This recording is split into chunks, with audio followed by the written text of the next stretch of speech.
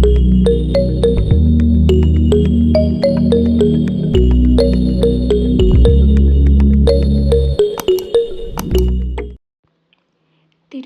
രാജാവായിരുന്ന അനിഴം തിരുനാൾ മാർത്താണ്ഡവർമ്മയെക്കുറിച്ചുള്ള കുറച്ച് ചോദ്യങ്ങളാണ് ഈ വീഡിയോയിലൂടെ പറയുന്നത്.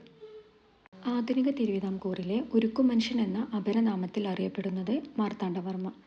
ആധുനിക തിരുവിതാംകൂറിലെ ശില്പി എന്നറിയപ്പെടുന്നത് മാർത്താണ്ഡവർമ്മ.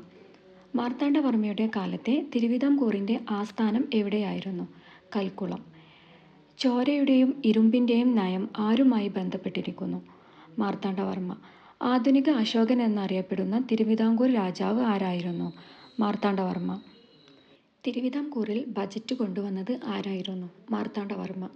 നെയ്യാറ്റിൻകരയിലെ രാജകുമാരൻ എന്ന് സ്വയം വിശേഷിപ്പിച്ചത് ആരായിരുന്നു? മാർത്താണ്ഡവർമ്മ. മാർത്താണ്ഡവർമ്മ ഡച്ചുകാരെ പരാജയപ്പെടുത്തിയ കുളച്ചൽ യുദ്ധം നടന്ന വർഷം? 1741 ഓഗസ്റ്റ് 10. മാർത്താണ്ഡവർമ്മയ്ക്ക് മുമ്പിൽ കീഴടങ്ങിയ ഡച്ചു സൈന്യാധിപൻ ആരായിരുന്നു? ഡിലനോയ്. വലിയ കപ്പിത്താൻ എന്നറിയപ്പെടുന്നത് ഡിലനോയ്.